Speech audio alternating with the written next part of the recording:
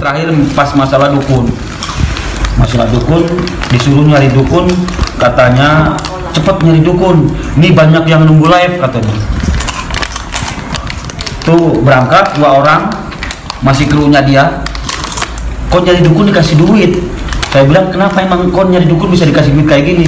Ya maksudnya kita nyari dukun buat shooting masukin YouTube. Dia pulang nggak dapat kan satu malam itu nggak dapat nyari dukun, nggak dapat katanya. Banyak yang nggak mau katanya. Ini chatnya masih ada. Chatnya kan bahasa Jawa, saya juga nggak ngerti. Pas gitu dia ngomongnya, saya pas dia balik ke hotel, saya tanya maksudnya gimana itu nyari dukun kok dikasih duit? Maksudnya kalau dukun beneran yang ada brutal katanya, yang ada kita mati semua. Kalau dukun beneran ya kita nyari dukun bohongan aja katanya, yang penting bisa masuk YouTube. Wah beneran ya, beneran lah, bahaya kalau dukun beneran, yang ada kita mati semua ini. Kata krunya itu yang disuruh. Ya di situ baru saya berpikir, oh berarti saya tanya lagi, berarti selama ini syuting sama dukun itu bohongan? Ya bohongan. Kalau beneran semua mati semua.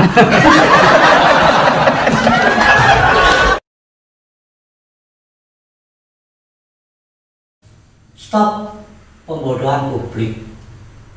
Sebenarnya yang selalu melakukan pembodohan publik itu adalah para ustadz yang berprofesi sebagai dukun dan para ustadz yang pura-pura memberantas para dukun.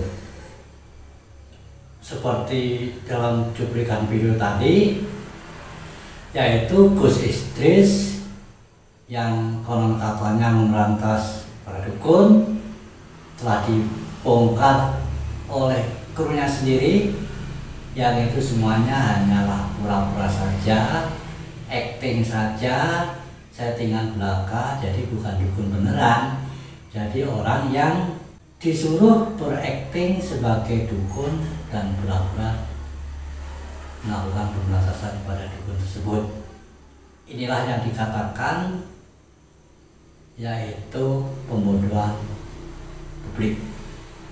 Bukan hanya Gus Idris, banyak juga yang lainnya ya, ada Ustadz Nasihin, Ujang Bustami, Mamas Karyo. Selama ini juga demikian, konten-kontennya itu pembodohan publik karena settingan, bohong-bohongan. Tapi ya karena konten mungkin sah-sah saja. Yang salah siapa? Tentunya penontonnya juga bersalah. Sebab para penonton itu menganggap apa yang dilakukan oleh mereka itu tuh benar-benar terjadi, bukan settingan. Jadi hal ini si para konten kreator tersebut salah, yang menonton YouTube mereka juga salah karena menganggap bukan settingan atau benar-benar kenyataan. Karena mereka menggunakan nama embel-embel ustadz. Bagaimana sih kalau tidak percaya dengan ustadz kan begitu. Kebanyakan kan pasti percaya. Makanya banyak juga yang menggunakan embel-embel nama Gus. Ada Gus Idris, Gus Hati, Gus Dobol. Seperti TJ itu mengatakan kalau Gus Arya yang punya channel Wali Medsos, katanya itu Gus Dobol. Maaf nih Gus Arya ya yang mengatakan itu TJ ya. Ya karena apa? Karena Gus itu sebenarnya kan nama anak kiai yang di Pulau Jawa ini gitu ya. Tapi karena demi konten mereka menggunakan embel-embel nama Gus meskipun bukan keturunan atau anak kiai. Makanya ada yang mengatakan Gus Dobel begitu konon katanya nih. Nah, Mengenai tentang pembodohan publik tadi, ya seharusnya jangan dilakukan. Mending bikin konten yang lain saja. Karena apa? Karena masyarakat kita ini kan mudah percaya seolah itu benar, padahal hanya settingan. Makanya setelah akhir-akhir ini itu dibongkar oleh pesulap merah, mereka baru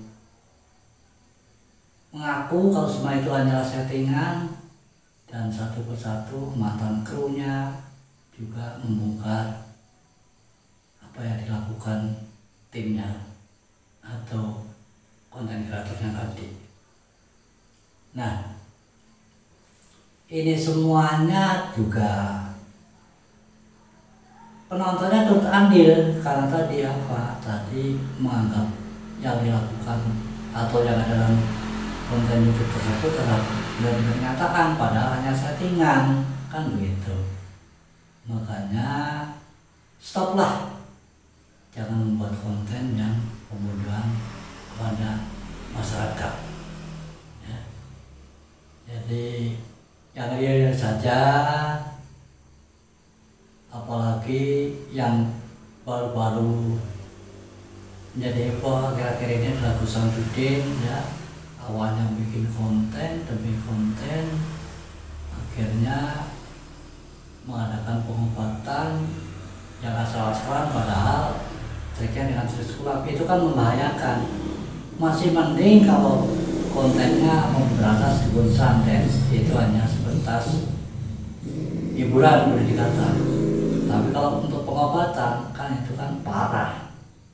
Namanya juga kalau di dalam dunia medis itu bisa dikatakan malpraktek. Jadi membahayakan. Di samping juga menipu orang.